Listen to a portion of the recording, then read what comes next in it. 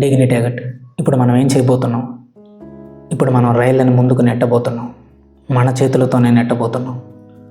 చేతులతోనా? అవును. ఎందుకు ఆశ్చర్యపోతున్నాం? మనుషులంటే కేవలం కండరాలు అవునా కాదా?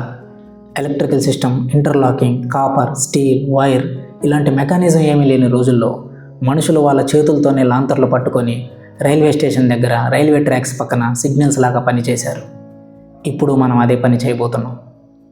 ఒక మనిషిలో వివేకం, హేతుబద్ధత, రేషనాలిటీ, రీజనింగ్, సామర్థ్యం, అర్హత వీటన్నిటికంటే కూడా అతనిలో ఉండే జాలి, దయ, కరుణ, మానవత్వం ఇవే గొప్ప లక్షణాలుగా చెప్పుకుంటూ వచ్చారు కదా.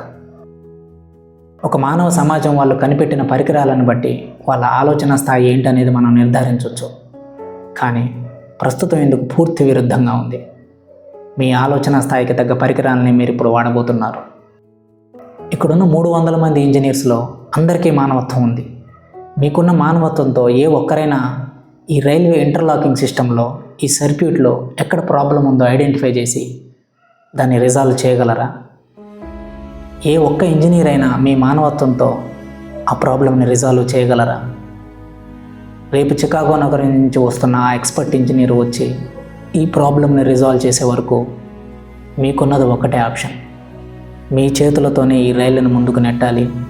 మీ చేతులతోనే సిగ్నల్స్ అండ్ సిస్టమ్స్ లాగా పనిచేయాలి. ఇదే కదా మీరు కోరుకున్న సమానత్వం, సమాజం, ప్రజాస్వామ్యం.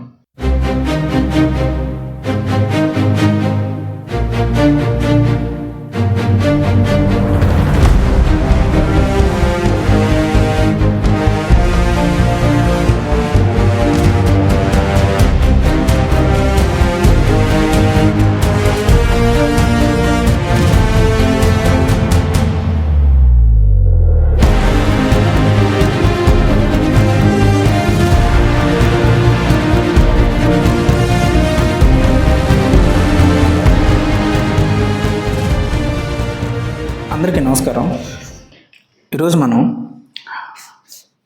అట్లాస్ షుగర్డ్ పార్ట్ 3 చాప్టర్ 5 గురించి మాట్లాడదాం.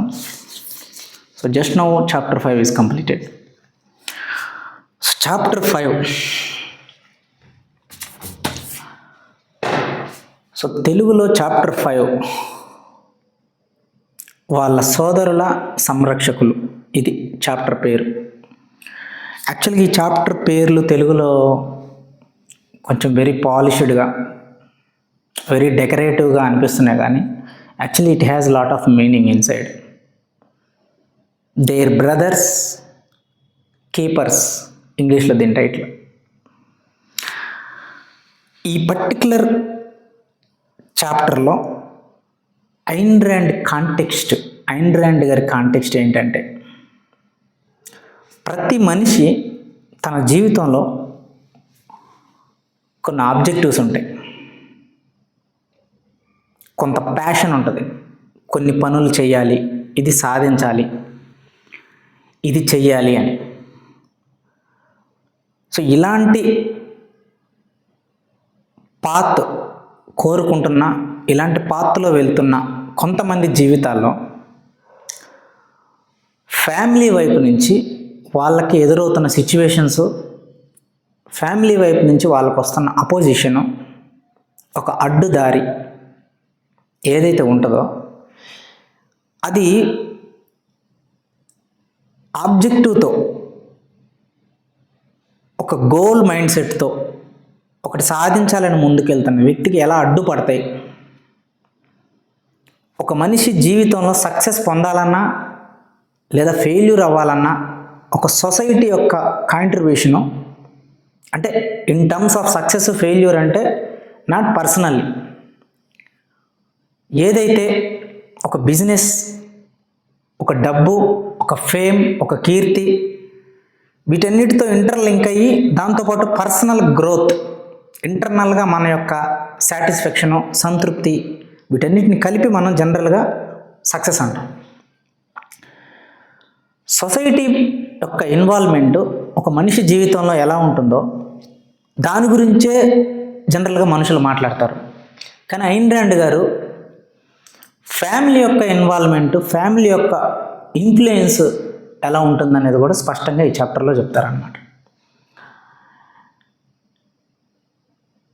సో రియర్డన్ వాళ్ళ తమ్ముడు మొదటి నుంచి కూడా అతను మానవతావాదం, కలెక్టివిజం, కమ్యూనిజం, మనిషి బతకటానికి కావాల్సింది సామర్థ్యం, అర్హత కంటే కూడా అనుబంధాలు, ఆత్మీయత, దయ, ఒకరు నీకు దగ్గర వాళ్ళు అయినప్పుడు, ఒకరు నీకు బంధువులు అయినప్పుడు, వాళ్ళ దగ్గర అర్హత ఉన్నా సామర్థ్యం ఉన్నా లేకపోయినా వాళ్ళకు నువ్వు అవకాశం ఇవ్వాలి అనే ఒక కైండ్ ఆఫ్ ఐడియాలజీ ఉంటుంది అతనికి. రియర్డన్ ఒకవైపు ఒక మనిషికి ఏది ఫ్రీగా రావద్దు, తాను కష్టపడి పోరాడి సాధించుకోవాలి, అది చిన్న రొట్టె ముక్క అయినా సరే, జీవితంలో అది మాత్రమే ఆనందం ఇస్తుంది, నీ జీవితాన్ని అది మాత్రమే నిర్దేశిస్తుంది పోరాడి సాధించినప్పుడు అనే ఐడియాలిజంతో రియర్డన్ ఉంటాడు. వీళ్ళిద్దరి మధ్య వాళ్ళ అమ్మగారు ఉంటారు. సో వాళ్ళ అమ్మగారు కూడా తమ్ముడు ఫిలిప్ యొక్క ఐడియాలజీని సపోర్ట్ చేస్తూ ఉన్న వ్యక్తి మాత్రమే. వీళ్ళిద్దరితో పాటు రియర్డన్ భార్య లిలియన్ కూడా అదే ఐడియాలజీతో, వీళ్ళ ముగ్గురు ఒకటవుతారు. సో ఇటువైపు రియర్డన్ ఒక్కడే ఉంటాడు. సో ఈ ముగ్గురు ఫ్యామిలీ మెంబర్స్ నుంచి ఇతనికి ఎదురవుతున్న కాన్ఫ్లిక్ట్, కాంట్రడిక్షన్, ఆ అపోజిషన్ ఏదైతే ఉందో అది రియర్డన్ అనుకుంటున్న ఆబ్జెక్టివ్స్కి డిస్టర్బెన్స్గా, ఒక అడ్డుగా నిలబడుతుంది. This is where Ayn Rand is trying to tell, family ఎమోషన్స్తో, బంధువులు అనే కారణంతో, రక్త సంబంధం ఉన్న మనుషులు అన్న రీజన్తో ఒక ఇండివిజువల్ వ్యక్తి తాను అనుకుంటున్న ఆబ్జెక్టివ్స్ని సాధించే ప్రాసెస్లో ఈ ఫ్యామిలీ ఎలిమెంట్స్ ద్వారా కూడా చాలామంది వాళ్ళు అనుకున్నది సాధించలేకపోయారు. How to avoid, when to avoid, అసలు ఎంతవరకు తీసుకోవాలి ఫ్యామిలీ ఎమోషన్స్ని అనేది మనం పార్ట్ 1, పార్ట్ 2 చాప్టర్ మొత్తం ఆ ప్రాసెస్ అలా జరుగుతూ వచ్చింది కదా. సో పార్ట్ 3లో వచ్చేటప్పటికి రియర్డన్ ఏం చేస్తాడు, ఒకరోజు సో చాలా క్రిస్టల్ క్లియర్గా తనకు చెప్తాడు. ఎవరికి? ఫిలిప్కి. నా ఫ్యాక్టరీలో నీకు నేను ఉద్యోగం ఇవ్వను, ఇక్కడ నేను ఊడ్చే ఉద్యోగం కూడా నీకు ఇవ్వను. ఎందుకంటే ఈ ఫ్యాక్టరీ ఒక మెటల్కి సంబంధించింది, ఒక మెటలార్జీ చదవాలి, ఒక కెమికల్ ఇంజనీరింగ్ చదవాలి, ఒక మెకానికల్ ఇంజనీరింగ్ వ్యవస్థ మీద సరైన అవగాహన ఉండాలి. అలా ఉన్నప్పుడే నేను నీకు ఉద్యోగం ఇస్తాను, తమ్ముడు అని అన్నవని నేను రికమెండేషన్స్తో ఇవ్వను.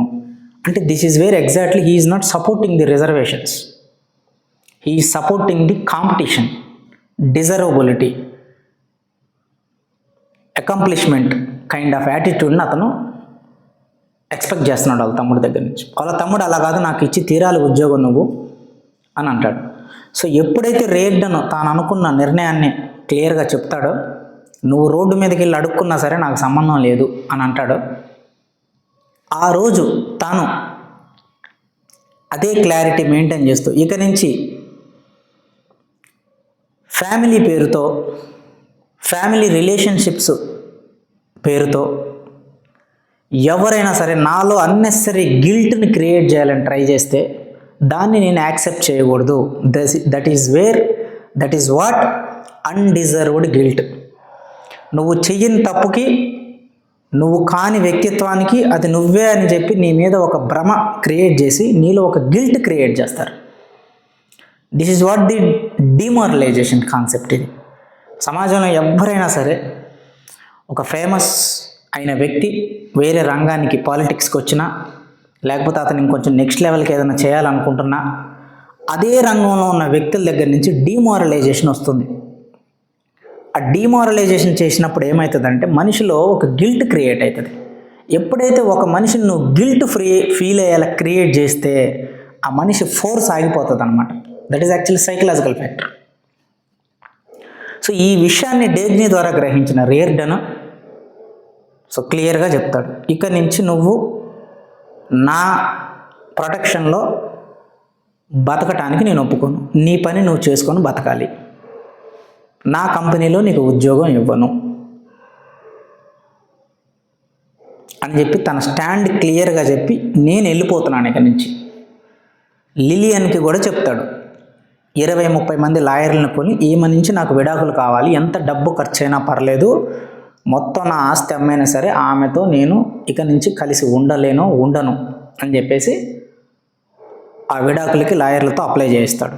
సో అక్కడ క్రిస్టల్ క్లియర్గా ఉంది. సో ఈ స్టాండ్ తీసుకొని ఇక ఈ అన్డిజర్వ్డ్ గిల్ట్ని నేను మోయొద్దు అని చెప్పేసి డేగ్ని దగ్గరికి వెళ్తాడు. సో దిస్ ఈజ్ వేర్, అంటే ఇప్పటి వరకు అతని యొక్క సోదరుల సంరక్షణ కోసం, అంటే మనిషి అనేవాడు నువ్వు ఒక అన్నవైతే తమ్ముడు సహా కష్టం వచ్చినప్పుడు ఆదుకోవాలి, తమ్ముడైతే అన్నకి కష్టం వచ్చినప్పుడు ఆదుకోవాలి. అంటే ఈ మానవ సంబంధాలు అనేవి మన ఇండియన్ కల్చర్లో మానవ సంబంధాలు అనేవి ఒకరికొకరు సపోర్టివ్గా ఉండాలి అని చెప్పే ఒక పాజిటివ్ యాంగిల్. ఐన్ ర్యాండ్ చెప్పిన ప్రతి విషయం దాన్ని బ్రేక్ చేస్తూ ఉంటుంది. ఆమె ఏం చెప్పినా సరే, ఐన్ ర్యాండ్ గారు ఏం చెప్పినా సరే, ఒక ఫ్యామిలీకి సంబంధించి కానీ సొసైటీకి సంబంధించి కానీ ప్రతి ఒక్కదాన్ని డిస్కార్డ్ చేయమంటుంది. అంటే బ్రేక్ చేయమంటుంది. అక్కడి నుంచి అన్న లేదు, తమ్ముడు లేదు, ఫ్యామిలీ లేదు, సొసైటీ లేదు. You just discard all these things, choose your own way, choose your own path, focus on that అని అంటుంది. అంటే చాలామంది ఇక్కడ మిస్అండర్స్టాండ్ చేసుకునే విషయం ఏంటంటే, అంటే ఫ్యామిలీని అందరినీ వదిలేసి ఉండాలా, అందరినీ వదిలేయాలా, ఒంటరిగా ఒక్కడగా బతకాలా, this is what the selfishness అనేది కదా ఐన్ ర్యాండ్ చెప్పారు అని సహజంగా మనం అనుకుంటాం. కానీ that is not the point. Actual Ayn Rand చెప్తుంది అందరి ఫ్యామిలీలో ఉన్న అందరి వ్యక్తులు, సొసైటీ అంటే అన్ని భాగం కదా, మన ఫ్యామిలీలో ఉన్న వ్యక్తులు అందరూ కలిసే సొసైటీ కదా. సో ఎక్కడైతే ఫ్యామిలీ ఎమోషన్ పేరుతో నీ పాత్ని డిస్టర్బ్ చేస్తారో, నీ ఆబ్జెక్టివ్ వైపు వెళ్లకుండా ఆపుతున్నారో, you have to understand that sensitive point. వారి స్వార్థం కోసం నీ లక్ష్యం వైపు వెళ్ళే మార్గాన్ని డిస్టర్బ్ చేస్తారో, దట్ ఈజ్ ఈవెన్ ఫ్యామిలీ. ఆ పాయింట్ నువ్వు అబ్జర్వ్ చేసి అక్కడ డిస్కార్డ్ చేయాలి అనేది ఐన్ ర్యాండ్ గారి పాయింట్. సో ఇంకోవైపు చూసుకుంటే ద సెకండ్ పాయింట్, ఈ చాప్టర్లో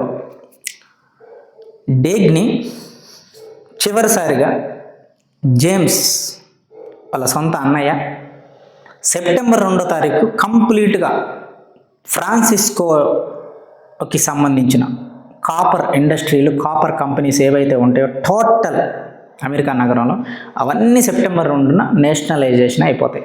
అంటే ఒక సొంత హక్కు కలిగిన ఆ ఫ్యాక్టరీస్ మీద ఆ ఫ్రాన్సిస్కో ఇప్పుడు దాని మీద అతనికి ఏ హక్కులు ఉండవు. That is what the nationalisation చేయటం, అంటే జాతీయం చేయటం, అంటే గవర్నమెంట్కి వెళ్ళిపోతాయి. సో దీనికి సంబంధించిన మీటింగుకి డెగ్ని ట్యాగట్, జేమ్స్ ట్యాగట్ వాళ్ళిద్దరు కూర్చున్నప్పుడు జేమ్స్ ట్యాగట్ ఒక డైలాగ్ అంటాడు ఆ డిస్కషన్ జరుగుతున్నప్పుడు. సో ఇక నుంచి కాపర్ ఇండస్ట్రీలు మొత్తం గవర్నమెంట్కి వెళ్ళిపోయాయి, వెస్లీ మౌచ్ అనే పార్లమెంట్ సభ్యుడు కంట్రోల్లో అవి రన్ అవుతాయి అని చెప్పి అక్కడ కూర్చున్నప్పుడు ఆ మీటింగ్ టేబుల్ దగ్గర అందరూ కూర్చున్నప్పుడు ఆ బోర్డు మీటింగ్లో, నువ్వు మరీ అంత బిజినెస్ మ్యాన్ లాగా, ఉమెన్ లాగా, అంత డిగ్నిఫైడ్గా, అంత ప్రపోజ్డ్గా కూర్చోవద్దు, చాలా అనుకువగా కూర్చో, ఎందుకంటే చుట్టుపక్కల వాళ్ళందరూ నిన్ను తప్పుగా అర్థం చేసుకునే అవకాశం ఉంది. ఎందుకంటే నీతో పాటు ఉన్న వాళ్ళందరూ నీకు సమాన స్థాయిలో ఉండకపోవచ్చు. అప్పుడు ఏంటంటే నువ్వు అనుకువగా ఉంటే వాళ్ళు కూడా బెటర్గా ఫీల్ అయ్యే అవకాశం ఉంటుంది. అంటే you have to satisfy their kind of ego also అని అంటాడు జేమ్స్ ట్యాగట్. సో ఈ కన్వర్జేషన్తో జేమ్స్కి, డెగ్ని ట్యాగట్కి కూడా కంప్లీట్ బ్రేకప్ అనే లైన్ ఐన్ ర్యాండ్ గారు ఇక్కడ గీశారు. ఆ మీటింగ్ తర్వాత థింగ్స్ అనేవి వేరే రూట్కి వెళ్తాయి, అది మాట్లాడతాం నెక్స్ట్. సో ఇక్కడ ఈ డైలాగ్తో ఆ బోర్డు మీటింగ్ అయిపోతుంది. సడన్గా ఫోన్ కాల్ వస్తుంది. ఆ ఫోన్ కాల్లో అసిస్టెంట్, ట్యాగట్ ట్రాన్స్కాంటినెంటల్ రైల్వేలో పనిచేసే అసిస్టెంట్ డెగ్ని ట్యాగట్కి ఏం చెప్తుందంటే, డెగ్ని గారు ఇంటర్లాకింగ్ సిస్టమ్ ఏదైతే సర్క్యూట్, ఎలక్ట్రికల్స్, వైర్స్, సిగ్నల్స్ వీటికి సంబంధించిన దాన్ని ఇంటర్లాకింగ్ అని అంటారు. ఇంటర్లాకింగ్ సిస్టంలో సర్క్యూట్స్ పాడైపోయినాయండి, ఎక్కడ ఫెయిల్ అయిందో తెలియట్లేదు, చీఫ్ ఇంజనీర్ గారు లేరు, ఉన్న ఇంజనీర్లకు అర్థం కావట్లేదు విషయం. వెళ్ళాల్సిన ట్రైన్లు 6 ఆగిపోయినాయి, రావాల్సిన ట్రైన్స్ ఇంకొక 4 ఉన్నాయి. సో మొత్తం 10 ట్రైన్లు ఆగిపోయినాయి, మీరు అర్జెంటుగా రావాలి అన్నప్పుడు డేగ్ని ఆ మీటింగ్లోంచి సడన్గా బయటకు వచ్చి పరిగెత్తుకుంటూ ఒక క్యాబ్ తీసుకొని వెళ్తుంది. వెళ్ళినప్పుడు ఆన్ ది స్పాట్ అక్కడ ఉన్న సిబ్బంది, వర్కర్స్, ఈవెన్ ఇంక్లూడింగ్ ఇంజనీర్స్ అందరినీ పిలిచి ఆ ప్రాబ్లమ్ని ఐడెంటిఫై చేయమంటుంది. దే కుడెంట్ ఐడెంటిఫై, ఒక్కరు కూడా దాన్ని ఐడెంటిఫై చేసే పొజిషన్లో ఉండరు. అప్పటికప్పుడు తాను చికాగోలో తనకు తెలిసిన వేరే వ్యక్తికి కాల్ చేసి ఆ చికాగోలో ఎవరైతే ఇంటర్లాకింగ్ సిస్టమ్ని రిజాల్వ్ చేసే ప్రాసెస్లో ఎక్స్పర్ట్ ఉంటాడో ఆ ఇంజనీర్ని పిలిపించమని అతనికి చెప్తుంది. కావాలంటే అతనికి డబల్ ట్రిపుల్ అమౌంట్ ఇస్తాను, ఒక ప్రైవేట్ జెట్ను కూడా అతని కోసం పంపిస్తానని చెప్తుంది. కానీ రావటానికి 8 నుంచి 14 గంటలు పడుతుంది అని ఆ అవతల వ్యక్తి చెప్తాడు. సరే, అప్పటి వరకు నేను ఇక్కడ సిచ్యువేషన్ హ్యాండిల్ చేస్తాను, నువ్వు ఖచ్చితంగా రేపు మార్నింగ్ కల్లా అతన్ని పంపించాను అంటుంది. సో అతను అక్కడ బయలుదేరతాడు. సో ఈ కన్వర్జేషన్ అప్పుడు డేగ్ని అంటుందన్నమాట అక్కడ ఉన్న వాళ్ళకి, సో మొత్తం వర్కర్స్ రండి, ఇప్పుడు మనం ఈ ట్రైన్ని మన చేతులతో నెట్టాలి అని అంటుంది. అక్కడ ఉన్న వాళ్ళందరూ ఆశ్చర్యపోతారు. చేతులతో ఒక ట్రైన్ ఎలా నెడతారు? సిగ్నల్స్ ఎలా మేడం మరి అంటే, ఎక్కడెక్కడైతే సిగ్నల్స్ ఉన్నాయో అక్కడ ఒక్కొక్క మనిషిని నుంచోబెడతాం, మీరు చేతిలో లాంతర్లో లైట్లు పట్టుకొని నుంచోవాలి, ఎప్పుడు పైకి ఎత్తాలి, ఎప్పుడు కిందకి దించాలి అనే టైమింగ్స్ మీకు ఒక పేపర్లో ఇస్తాం. సో ఆ పేపర్ని బట్టి మీరు పనిచేయాలి. మీరు కోరుకున్నది ఇదే కదా. ఇప్పుడు ఏదైతే డైరెక్టివ్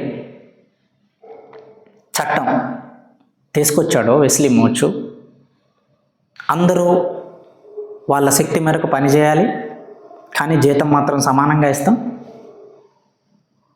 ఎవరు ఏ ఉద్యోగాన్ని మారటానికి వీల్లేదు, వాళ్ళకి సామర్థ్యం అందులో ఉన్నా, అర్హత ఉన్నా లేకపోయినా మీరు చేసే ఉద్యోగమే మీరు జీవితం మొత్తం చేయాలి. అలా కాకుండా మీరు ఎదురు తిరిగితే జైలు శిక్షకు అర్హులు. ఇది కదా మీ యొక్క చట్టం, మీ ప్రజాస్వామ్యం డిక్లేర్ చేసింది. మీరు కోరుకున్నది ఇదే కదా. ఒక మనిషి తన సమాజంలో ఏదైతే ఒక పరికరాన్ని కనిపెడతాడో, ఒక యాపిల్ మొబైల్, ఒక యాపిల్ ల్యాప్టాప్, ఒక ఏరోప్లేను, ఒక microwave, what ever it may be, దాన్ని బట్టి ఆ పర్టికులర్ సమాజంలో ఉన్న మనుషులు ఏ థాట్ ప్రాసెస్లో ఉంటున్నారు, వాళ్ళ యొక్క ఆలోచన స్థాయి ఏ స్థాయిలో ఉంది అనేది మనం ఐడెంటిఫై చేయొచ్చు. కానీ ఇప్పుడున్న పరిస్థితి ఎలా ఉందంటే, మీ ఆలోచన ఎలా అయితే ఉందో దానికి తగ్గట్టే మీరు ఇప్పుడు మీ పరికరాలను వాడబోతున్నారు. అంటే ఏంటంటే మీనింగ్, ఇక్కడ చేతిలో లాంతర్లు పట్టుకొని సిగ్నల్ సిస్టమ్ దగ్గర నుంచోవటం అనేది ఎప్పుడో ఈ సిగ్నల్ సిస్టము, ఈ ఎలక్ట్రికల్ సిస్టము, ఈ ఇంటర్లాకింగ్ సర్క్యూట్స్ ఇవేమీ లేని టైంలో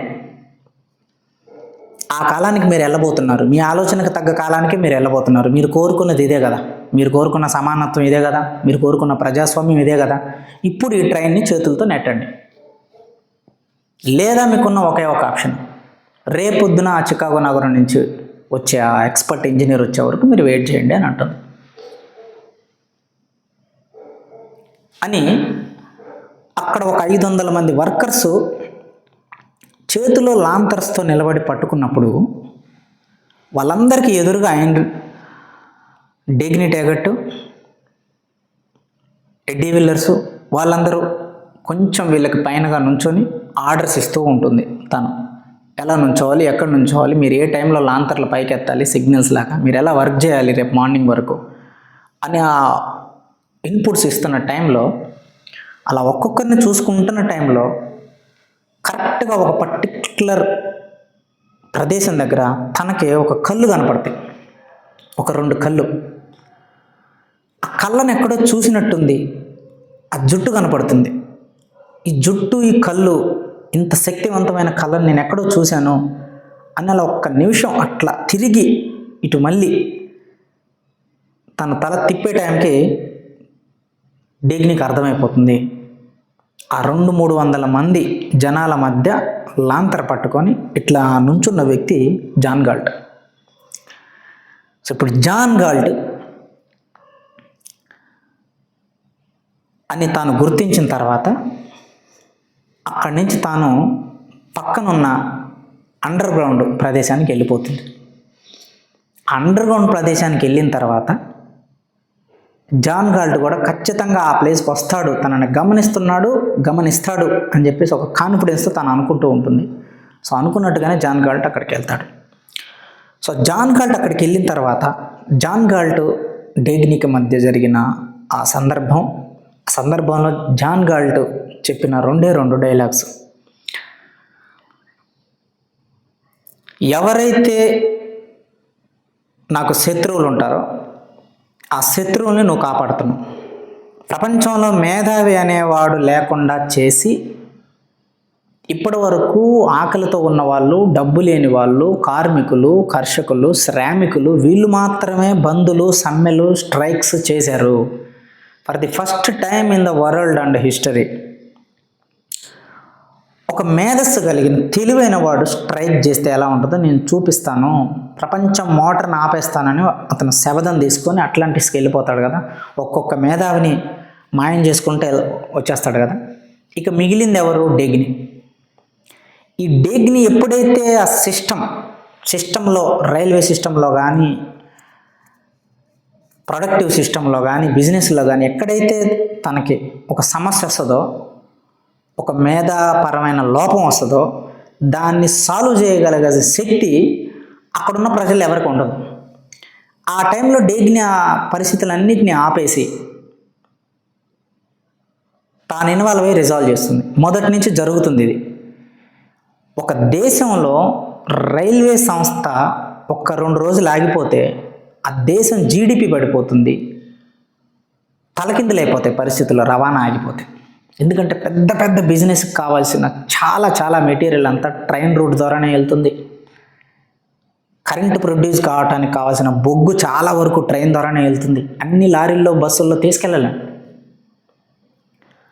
అప్పుడు ఆ రెసిషన్, ఆ ద్రవ్యోల్బణం వచ్చినప్పుడు మేధావి అనే వాడి యొక్క విలువ, ఒక ఇంజనీర్ యొక్క వాల్యూ ఏంటనేది తెలుస్తుంది. తెలియపరుస్తాను నేను అని చెప్పి ప్రపంచానికి ఎదురు తిరిగి శబదం చేసి జాన్ గాల్ట్ వెళ్తాడు కదా. అది ఇంకా 80% అతను అనుకున్న దాంట్లో అందరినీ, కేన్ డేనేగర్ దగ్గర నుంచి, రేర్డన్ దగ్గర నుంచి, ఫ్రాన్సిస్కో దగ్గర నుంచి అందరినీ కన్వీనియన్స్ చేసి నెథానియల్ డానియల్, ఆఖరికి చివరి సైంటిస్ట్ డానియల్ని కూడా తీసుకెళ్తాడు. ఇంకా 1-2 పర్సన్స్ని, రేర్డన్ని, డేగ్నీని. రేర్డన్ ఆల్మోస్ట్ ఆల్ గివ్ అప్ ఇచ్చాడు. ఇక డేగ్నీని తినను కూడా ఆ అట్లాంటిస్కి తీసుకెళ్తే ఈ టేగట్ ట్రాన్స్కాంటినెంటల్, దేశం మొత్తం నడుస్తున్న టేగట్ ట్రాన్స్కాంటినెంటల్ కుప్పకూలిపోతుంది. అప్పుడు రెసెషన్ వస్తుంది. అప్పుడు తెలివైన వాడి యొక్క రేషనాలిటీ, మేధాపరమైన ఆలోచన విధానం యొక్క గొప్పతనం ఏంటి అనేది ఈ ప్రపంచానికి నేను తెలియపరుస్తాను అని తాను తీసుకున్న శబదంలో తను సక్సెస్ అవుతాడు. కానీ 80% తన వరకు కంప్లీట్ అవుతుంది. 20%లో డేగ్నీ ప్రతిసారి అడ్డుపడతా ఉంటుంది. అప్పుడు ఈ సందర్భాన్ని, ఈ అనాలిసిస్ను ఉపయోగించి చెప్తాడు డేగ్నీతో, ఏ శత్రువునైతే నేను అతని మీద గెలవాలని ప్రయత్నిస్తాను, అతను అంటే ఇక్కడ శత్రువు అంటే ఆ పరిస్థితులు అని, ఈ వెస్లీ మోచ్ కానీ, జేమ్స్ కానీ, ఆ రైల్వే సిస్టమ్ కానీ, ప్రజాస్వామ్యం, కమ్యూనిజం, కలెక్టివ్ గుడ్నెస్ ఇలాంటి పేరుతో ఎవరైతే ఇండివిజువల్ ఎబిలిటీని, ఇండివిజువల్ ఇన్నోవేషన్ని సప్రెస్ చేస్తారో అలాంటి సిస్టమ్స్ అన్నింటినీ సపోర్ట్ చేసే వాళ్ళందరూ ఇతనికి శత్రువులు. సో నా శత్రువుని నేను ఎప్పుడైతే అతని మీద యుద్ధం చెయ్యాలి అని, ఇక నా యుద్ధం గెలవబోతుంది అనుకున్న ప్రతిసారి నువ్వు అడ్డుపడుతున్నావు. కానీ నిన్ను ఒప్పించి అట్లాంటిస్కి మళ్ళీ నాతో రా అని చెప్పే అధికారం నాకు లేదు. నువ్వు నీ సహనం చివరి మినిట్ వరకు, బ్రేక్ అయ్యే వరకు నేను ఎదురు చూస్తూనే ఉంటాను అని చెప్పి తాను ఇక్కడ రివీల్ చేస్తాడు జాన్ గాల్ట్. డేగ్నీ టేగట్ రైల్వే సంస్థలో అతను ఒక లైన్ మ్యాన్ కూలీగా పనిచేస్తున్నాడు జాన్ గాల్ట్. ఎప్పటి నుంచి? ఒక 5-6 సంవత్సరాల నుంచి ఒక లైన్ మ్యాన్ కూలీగా ఎప్పుడైతే 20th సెంచరీ మోటార్ కంపెనీలో నుంచి ఉద్యోగం వదిలేశాడో అప్పటి నుంచి తాను అట్లాంటిస్లో ఉంటూ కూడా ఇక్కడ లైన్ మ్యాన్ కూలీగా పనిచేస్తున్నాడు జాన్ గాల్ట్. డేగ్నీకి తెలియకుండా, ప్రపంచానికి తెలియకుండా. అప్పుడప్పుడు ఒక వ్యక్తి క్యాంటీన్లో మాట్లాడుతూ ఉంటాడు కదా ఎడ్డీ విల్లర్స్తో. ఆ క్యాంటీన్లో మాట్లాడే వ్యక్తి ఎవరో కాదు, ఒక క్యారెక్టర్ అలా వస్తూ ఉంటుంది. ప్రతి విషయానికి ఆ క్యాంటీన్లోకి వెళ్తాడు ఎడ్డీ విల్లర్సు, ఒక వ్యక్తితో మాట్లాడతాడు. కానీ ఆ వ్యక్తి పేరేంటి, ఎవరు అనేది ఐన్ రాండ్ గారు ఎప్పుడు రివీల్ చేయాల. కానీ ఆ ఎడ్డీ విల్లర్స్ డైలాగ్స్ ద్వారా మనకు అర్థమైంది, నువ్వు ఎప్పుడు చాలా ఆనందంగా ఉంటావు, బాధ అనేదే లేని ముఖం అనేది, నీ కళ్ళు ఎప్పుడు చాలా ఆనందంగా ఉంటాయి, విశ్వాసంతో ఉంటాయి, ఒక క్లారిటీతో ఉంటాయి అని అంటాడు కదా ఎడ్డీ విల్లర్స్. సో ఆ డైలాగ్స్ని బట్టి అతను ఎవరో కాదు, అతనే జాన్ గాల్ట్. అప్పుడు నేను గత 5-6 సంవత్సరాల నుంచి నేను నిన్ను ఫాలో అవుతూనే ఉన్నాను, నువ్వు ఎక్కడికి వెళ్ళేది, ఎలా వెళ్ళేది, ప్రతి విషయం నేను చూశాను అని చెప్పి తన ప్రేమను వ్యక్తపరుస్తాడు. అంటే అలాంటి ఒక రిజంబులెన్స్, అలాంటి ఒక యాటిట్యూడు, అలాంటి ఒక పర్సనల్ ఎథిక్స్ ఉన్న వ్యక్తి కాబట్టి తను కూడా, జాన్ గాల్ట్ కూడా డేగ్నీని ప్రేమిస్తాడు. సో ఈ విషయం ఇన్ని రోజులకి చెప్తాడనమాట. మరి ఎందుకు అంటే తాను జాన్ గాల్ట్ ఎవరు, ఎందుకు ఇదంతా చేస్తున్నాడు, ఇప్పుడు మీరు ఏదో ఒకటి నిర్మించాలి అనే ఒక తపనతో, ఒకటి సాధించాలి, ఒకటి బిల్డ్ చేయాలని రెయ్యం బగుళ్ళు కష్టపడి నిర్మిస్తున్నారు. ఆ నిర్మాణానికి అవసరమైన ప్రతి వ్యక్తిని మీరు తీసుకొచ్చారు. కానీ ఇంకొక వ్యక్తి మీ నిర్మాణానికి అవసరమైన వ్యక్తుల్ని మాయం చేస్తూ ఉంటాడు, లాక్కుపోతూ ఉంటాడు మీ దగ్గర నుంచి. అప్పుడు మీరు ఎలా ఉంటుంది ఆ పెయిన్ మీకు? ఒక 2 కోట్లు పెట్టి ఇల్లు కట్టాలని చెప్పి మీరు ఒక సాలిడ్, వ్యాలిడ్, టాలెంటెడ్ ఇంజనీర్ని మీరు తీసుకొచ్చారు. కానీ ఆ వ్యక్తిని ఇంకొక వ్యక్తి తీసుకెళ్ళిపోతాడు, మీ దగ్గర నుంచి లాక్కుంటాడు, అతన్ని పని చేయనివ్వడు. అప్పుడు మీ ఫీలింగ్ ఎలా ఉంటుంది? నేను పుట్టింది ఈ బిల్డింగ్ నిర్మించడానికే, ఇది ఒక ప్రపంచంలోని అద్భుతమైన బిల్డింగ్గా కట్టాలనేది నా లైఫ్ ఆబ్జెక్టివ్. ఇతను ఎవరో ముక్కు మొహం తెలియని వ్యక్తి నా ఆబ్జెక్టివ్ని రీచ్ అవ్వకుండా చేస్తున్నాడు అని మీకు ఆ కాన్ఫ్లిక్టు, ఆ యొక్క బాధ, ఆక్రోశం ఎలా ఉంటుంది? అలాంటి పరిస్థితులన్నింటినీ నువ్వు చూస్తూ గమనించావా అని జాన్ గాల్ట్ని అడిగినప్పుడు, ఎస్, నువ్వు పడుతున్న ప్రతి వేదనని, ప్రతి కాన్ఫ్లిక్ట్ని నేను దగ్గరుండి గమనిస్తూనే ఉన్నా, చూస్తూనే ఉన్నా. కానీ రూల్ నెంబర్ 1, ఎప్పుడైతే నువ్వు అర్హత లేని సమాజానికి నీ మేధస్సుని వాడుతూ నీ చివరి లిమిట్ వరకు వెళ్ళి నీ సహనం బ్రేక్ అవుతుందో ఆ నిమిషం నువ్వు రియలైజ్ అయ్యి ఈ సొసైటీ నుంచి క్విట్ అవ్వాలి. ష్రగ్డ్, అట్లా ష్రగ్డ్ అంటే అదే మీన్. ఆ భుజాల మీద నుంచి నువ్వు భారాన్ని నీ భుజాలను ఇలా విదిలించి ఆ భారాన్ని కిందను వదిలేసి నువ్వు అట్లాంటిస్కి రావాలని డిసైడ్ అయిన రోజు నేను తీసుకెళ్ళటానికి అనుక్షణం నీ పక్కనే ఉన్నా అని చెప్తాడు. చెప్పి ఒక డైలాగ్తో ఈ చాప్టర్ ఎండ్ అవుతుంది. ఏంటో డైలాగ్ అంటే, డేగ్ని మనిషి జీవితంలో బాధతో పోరాడి దాన్ని నెట్టేయాలి. కానీ బాధను మనం ఆమోదించకూడదు మన జీవితంలో ఒక భాగంలాగా. మన జీవిత దృక్పథంలో దాని ఇంపాక్ట్ మనం ఉండనివ్వకూడదు అంటాడు. జీవిత దృక్పథం అంటే లైఫ్ పర్స్పెక్టివ్. మన లైఫ్ పర్స్పెక్టివ్లో ఫ్రెష్గా చూడగలగాలి. కానీ మనం ఒక బాధతో కూడిన మైండ్తో నిరంతరం బాధలే, మనిషి భూమి మీద ఉన్నదే బాధపడటానికి, భూమి మీద ఉన్నదే ఒక మోకాల మీద ఎవరికైనా దెబ్బ తగిలితే ఆ పుండు మీద ఏగవాలుతుంటే మనం దానికి కట్టుకట్టాలి, దీనికోసమే జీవితం ఉంది అని ఒక మదర్ తెరీసా గారి కైండ్ ఆఫ్ యాటిట్యూడ్తో, ఇదే కాదు జీవితం. జీవితం అంటే ఒక ఇన్నోవేషన్, జీవితం అంటే ఒక పని, జీవితం అంటే ఒక క్లారిటీ, జీవితం అంటే మనం చేసే పనిలో ఒక ఆనందాన్ని పొందటం, లైఫ్ అంటే కష్టాన్ని షేర్ చేసుకోవటం, లైఫ్ అంటే ఒక థాట్స్ని ఇంటర్చేంజ్ చేసి ఏదన్నా ఒక అద్భుతమైన ప్రోడక్ట్ని నిర్మించటం, ఇది కదా జీవితం. వీటన్నిటికీ ఒక ప్రాసెస్ ఉంది, ఒక ఇంప్లిమెంటేషన్ ఉంది, ఒక ఎన్హాన్స్మెంట్ ఉంది. కానీ బాధ ఏదైతే ఉందో అది ఒక స్థాయికి దాటినప్పుడు అది మనిషిని కిందకి తీసుకెళ్తుంది. ఆ క్షణంలో నువ్వు ఐడెంటిఫై చేయాలి. బాధతో మనం పోరాడాలి, బాధను పక్కకి నెట్టేయాలి. దాన్ని మనలో భాగంగా కానివ్వద్దు అని దాన్ని ఒక వైరస్ కైండ్లో చెప్పాడు. ఒక వైరస్ ఎలా అయితే ఎవరి శరీరంలో అయినా ఒక వైరస్ ఎంటర్ అయినప్పుడు, చిన్న టైఫాయిడ్ కానీ మలేరియా కానీ ఏదైనా సరే, అది మనలో భాగంగా అయినప్పుడు అది ఎంత అన్హెల్తీ అవుతున్నాం మనం, ఒక అన్హెల్తీ అవుతుంది మనకప్పుడు. అలాగే బాధని మనం పోరాడాలి, దాన్ని పక్కకి నెట్టేయాలి. అంటే when you are understanding what is the exact context of sorrow, దాని పాత్ర ఎంతవరకు ఉంది అనుకున్నప్పుడు దాన్ని నువ్వు పక్కకి నెట్టేయగలుగుతావు. దాన్ని నీలో భాగంగా నువ్వు కనుక యాక్సెప్ట్ చేసావు అని అంటే అది మన జీవిత దృక్పథం మీద దాని ఇంపాక్ట్ చూపిస్తుంది. ఎప్పుడైతే బాధను నువ్వు యాక్సెప్ట్ చేస్తావో అప్పుడే ఒక దేవదాస్. ఎప్పుడైతే నువ్వు బాధను నీలో భాగంగా యాక్సెప్ట్ చేస్తావో అప్పుడే అన్నెసరీగా, అన్వాంటెడ్గా, on the spot suicidal thoughts, suicidal things జరిగేది ఎందుకే? You should not accept sorrow, you have to fight with sorrow అని చెప్పేసి అక్కడి నుంచి వెళ్ళిపోతాడు. నువ్వు చివరి క్షణంలో నీ అంతటి నువ్వు ఒప్పుకునేంత వరకు నేను అట్లాంటిస్ తీసుకెళ్ళను, I'm waiting for that day అని చెప్పేసి వెళ్ళిపోతాడు.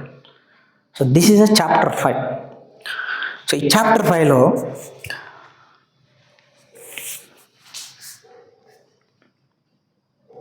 So it is almost 20 pages ఉంది చాప్టర్ 5. అండ్ ఏంటి ఇందులో అంత పెద్ద ఫిలాసఫీ ఉందా? నిజంగా ఈ విషయాల్లో అంత పెద్ద ఫిలాసఫీ ఉందా? చాలామందికి అనిపిస్తుంది బుక్ చదువుతున్నప్పుడు కూడా. ఐన్ ర్యాండ్ గారు she is not only a philosopher, ఆమెకు స్క్రీన్ రైటర్, ఆమెకు స్క్రీన్ ప్లే రైటర్, ఆమెకు పోయెట్. ఐన్ ర్యాండ్ గారి ఒక ఎలివేషను, ఒక స్క్రీన్ ప్లే ప్రజెంటేషన్ ఎట్లుంటుందంటే, నాకు తెలిసి ఇప్పుడు ఉన్న చాలామంది కూడా ఐన్ ర్యాండ్ గారి నవల నుంచి వాళ్ళు కాపీ కొట్టినట్టే నాకు అనిపిస్తూ ఉంటుంది అప్పుడప్పుడు. ఇప్పుడు కేజీఎఫ్ లాంటి సినిమాలో కొన్ని ఎలివేషన్ సీన్స్ మీరు ఇప్పుడు చూస్తున్నారు 2024-23. ఐన్ ర్యాండ్ ఎప్పుడు రాశారు? 1980 ఆ ప్రాంతంలో రాశారు. 300 మంది లాంతర్లు పట్టుకొని నుంచున్నప్పుడు డేగ్ని కళ్ళు అలా ఆ 300 మందిని ఇలా చూస్తూ ఉన్నప్పుడు అలా సడన్గా 1 minute, 1 second అటు తిరిగి నేను ఎక్కడో ఈ శక్తివంతమైన కళ్ళను చూశాను అనుకొని ఇటు తిరిగే టైంకి she understand that is John Galt. ఒకసారి ఆ ఫ్రేమ్ ఊహించుకోండి. 300 మంది ఒక్కసారి ఆ చేతిలో లాంతర్లతో పట్టుకున్నప్పుడు ఒక్క వ్యక్తి మాత్రం ఇలాగే పట్టుకొని ఉండి అతని కళ్ళల్లో ఏదో ఒక పవర్ ఉంది, that is a close shot అన్నప్పుడు that is a kind of elevation, heroism.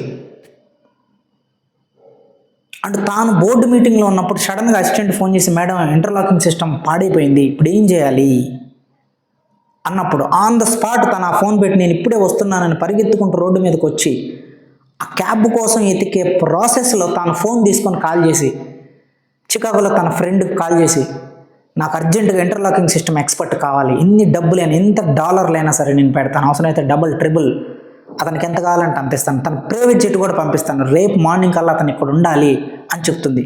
What is this? ఇక్కడ ఉంది philosophy. This is wear the inspirational philosophy. ఎంత సంక్షోభంలో ఉన్నా, ఎన్ని ప్రాబ్లమ్స్ వచ్చినా, పరిస్థితులు ఎంత అట్టడుగు స్థాయికి వెళ్ళిపోయినా సరే, you should not lose your hope. You have to trouble shoot. ఒక ట్రబుల్ షూటర్లా ఉండాలి. ఒక సమస్య వచ్చినప్పుడు దాన్ని మనం ఎట్లా హ్యాండిల్ చేస్తున్నాం, ఎట్లా నెవర్ గివ్ అప్ యాటిట్యూడ్తో ముందుకెళ్తున్నాం అన్న దాన్ని బట్టి మనుషులు మనల్ని అంచనా వేయటం కానీ మన స్టెబిలిటీ కానీ ఉంటుంది.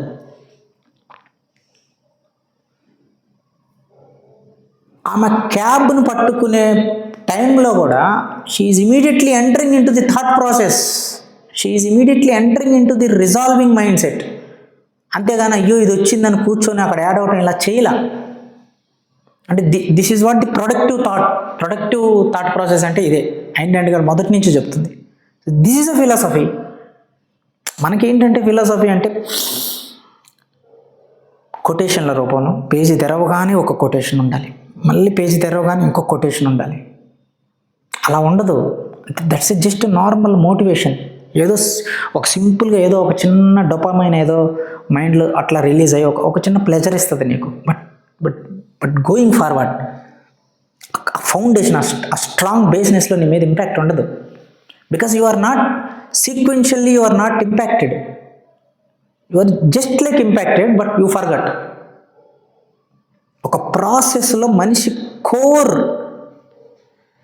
ఆరిజిన్లో ఏం చెప్తున్నారు అనే విషయాన్ని అర్థం చేసుకోవాలంటే నువ్వు ట్రావెల్ చేయాలి. అందుకే తక్కువ చదవాలి, ఎక్కువ అర్థం చేసుకోవాలి.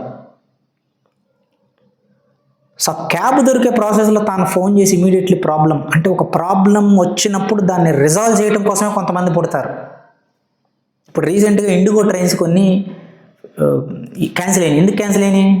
సిస్టంలో ఏదో ప్రాబ్లం ఉంది.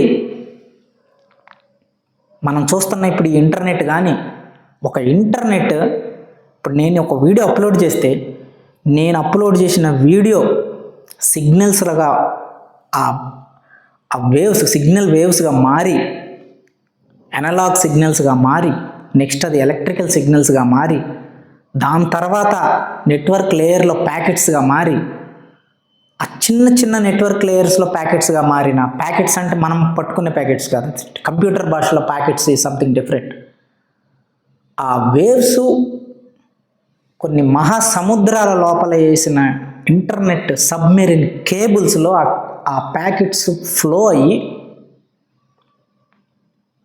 దేశాలు దాటి మీ ఫోన్లలో మళ్ళీ అవి తిరిగి అనలాగ్ నుంచి డిజిటల్గా మారి మళ్ళీ మీ ఫోన్లో కనపడతాయి. ఇంత పెద్ద ప్రాసెస్ ఉంది. వాట్సాప్లో ఇంటర్నెట్తో మీరు చిన్న హాయ్ అని మెసేజ్ పెడితే అమెరికాకి అది మిల్లీ సెకండ్స్ కాంతి వేగంలో ఎలా వెళ్తుంది? That is a technology. ఆ సబ్మెరీన్ కేబుల్లో ఒక్క చోట చిన్న షార్క్ కానీ ఏదైనా సరే, చేప కానీ ఏదైనా సరే, ఒక తుఫాన్ వచ్చినప్పుడు కానీ చిన్న కేబుల్ తెగిపోతే ఒక దేశానికి ఇంటర్నెట్ రాదు. మరి ఆ తెగిపోయిన కేబుల్ని ఎవరు రిజాల్వ్ చేస్తున్నారు? సబ్మెరీన్ ఇంజనీర్స్ అని ఉంటారు. ఆ ఇంజనీర్సే కనుక లేకపోతే సిస్టమ్ పనిచేస్తుందా? So this is where Ayn rand అక్కడ చెప్తుంది ఆ డైలాగ్ ద్వారా. ఒక మనిషిలో జాలి, దయ, కరుణ, మానవత్వం ఇవే గొప్ప లక్షణాలు. వీటిని చూసే ఫస్ట్ ప్రియారిటీ ఇవ్వాలి. సామర్థ్యం, అర్హత కాదు అన్నారు కదా. మీరు ఇక్కడున్న 300 మంది ఇంజనీర్స్లో ఒక్కళ్ళకైనా ఈ పాడైన ఇంటర్లాకింగ్ సిస్టమ్ని రిజాల్వ్ చేయగలరా? మీరందరూ మానవత్వం ఉన్న వాళ్ళే కదా, దీన్ని రిజాల్వ్ చేయండి. మీరందరూ జాలి, దయ, కరుణ ఉన్నవాళ్ళే కదా. ఈ సర్క్యూట్ ఎక్కడ ఫెయిల్ అయిందో దాన్ని రీటైన్ చేసి ప్రాసెస్ చేయండి. మళ్ళీ ఈ ఆగిపోయిన ట్రైన్లని మీరు మోటార్ శక్తి ద్వారా మళ్ళీ కదిలించండి మీ జాలితో, మీ కరుణతో అని అంటుంది. సో ఈ చాప్టర్ 5కి 3 పాయింట్స్ మెయిన్గా. ఫ్యామిలీ రిలేషన్స్ పేరుతో ఎవరైతే ఒక మనిషి స్వేచ్ఛగా, నైతికంగా తాను అనుకున్న దారిలో, తాను అనుకున్న లక్ష్యాన్ని చేరే మార్గంలో ఫ్యామిలీ రిలేషన్స్ పేరుతో ఎవరైతే అడ్డుపడతారో, అన్డిజర్వ్డ్ గిల్ట్ క్రియేట్ చేస్తారో, స్వేచ్ఛ, నైతికమైన స్వేచ్ఛ అన్నాను ఇక్కడ. You have to understand that. విచ్చలవిడితనం కాదు. ఒక నైతికమైన స్వేచ్ఛతో నువ్వు అనుకున్న లక్ష్యం వైపు వెళ్ళే మార్గంలో ఎవరైతే ఫ్యామిలీ సైడ్ నుంచి ఎమోషనల్ ట్రాజడీ వాడి గిల్ట్ని క్రియేట్ చేస్తారో, you have to discard that. Second, ఒక మనిషిలో జాలి, దయ, కరుణ అనేవి ఉండాల్సిన స్థాయి కన్నా ఎక్కువ మించితే, సామర్థ్యం, అర్హత కంటే కూడా వాటికి నువ్వు ఎక్కువ విలువిస్తే, రైళ్లను కూడా చేతులతో నెట్టి ముందుకు నడిపించే సమాజంలోకి వెళ్ళాల్సి వస్తుంది. 3, ఒక సమాజం ముందుకు నడుస్తుంది. ఒక సమస్య వచ్చినప్పుడు దాన్ని రిజాల్వ్ చేయకపోతే తిండి కూడా తినాలి అనిపించని ఎవడైతే ఇంజనీర్స్ మైండ్ ఉంటుందో వాడి ద్వారా ఈ సొసైటీ నడుస్తుంది.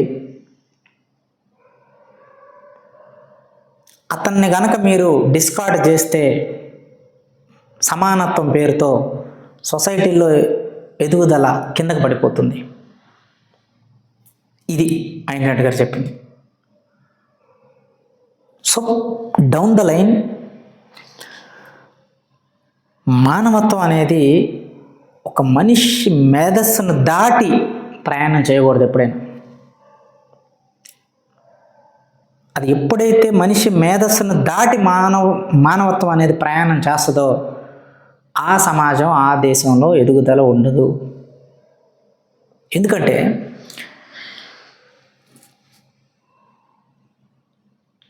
ఇప్పుడు ఈ సొసైటీలో ఏది నడవాలన్నా ప్రతి దాని వెనక, ఇందాక ఒక చిన్న మెసేజ్ ఇక్కడి నుంచి నువ్వు పెడితే అది అమెరికా వెళ్ళాలంటే హాయ్ అని మిల్లీ సెకండ్స్లో వెళ్తుంది. అది రోజుకి ఎంతెంత డేటా, ఎంతెంత వీడియోలు, ఎన్ని టెక్నాలజీ ట్రాన్స్మిట్ అవుతున్నాయో ప్రపంచంలో, వీటన్నిటి వెనక ఎంత సిస్టమ్ ఉంటుంది. ఎన్ని కోట్ల వీడియోలు ప్రాసెసింగ్ చేయాలి. ఒక AWS క్లౌడ్ ప్రపంచంలో ఒక అద్భుతం. అది AWS క్లౌడ్. ఆ AWS క్లౌడ్, ఆ నెట్ఫ్లిక్స్ వాడు ఎట్లా మెయింటైన్ చేస్తున్నాడు ఇవన్నీ. ఒక ECG స్కాన్ తీసినప్పుడు అది మన గుండె వేవ్స్ని ఎట్లా స్కాన్ చేయగలుగుతుంది. ఒక MRI స్కాన్లో అది ఎట్లా ఇమేజ్ చేయగలుగుతుంది. ఒక బైక్, ఒక కార్, ఒక లారీ, వీటిల్లో మోటార్స్, ఏవైతే మోటార్స్ ఉన్నాయో కెమికల్ ఎనర్జీని మెకానికల్ ఎనర్జీగా మార్చే సిస్టమ్ ఏదైతే ఉందో, దాని వెనకున్న ఆలోచన, దాన్ని కనిపెట్టిన వ్యక్తి తాలూకు సృజనాత్మకత ఏదైతే ఉందో దాన్ని ఎంకరేజ్ చేయాలి. ముందు ఆ ప్రొడక్టివ్ మైండ్స్ని, ఆ ప్రొడక్టివ్ ఇంజనీర్స్ని ఫస్ట్ ప్రయారిటీ ఇవ్వాలి. దాని ద్వారా వచ్చిన బై ప్రోడక్ట్ని కొంత షేర్ని తీసుకొచ్చి ఈ చారిటీకి, ఈ మానవత్వం పేరుతో యూ హ్యావ్ టు సర్వ్. అంతేగాని అదే వచ్చి ఫస్ట్ ప్లేస్లో కూర్చుంటే మటుకు సొసైటీ కొలాప్స్ అవుతుంది అనేది ఐన్ ర్యాండ్ గారు చెప్పిన సీరియస్ సైన్.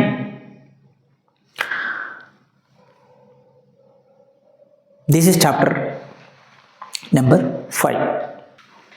ఎక్కడైతే మీ ఆబ్జెక్టివ్స్కి అడ్డుపడుతున్న విషయాలు ఏవైతే ఉంటాయో, ఇంక్లూడింగ్ ఫ్యామిలీ, మీరు దాన్ని సైలెంట్గా ఇగ్నోర్ చెయ్యాలి అని ఐన్ ర్యాండ్ గారు చెప్తున్నారు. మళ్ళీ కలుద్దాం. అప్పటి వరకు సెలవు. నేను రాకింగ్ రవి. జై హింద్, జై భారత్.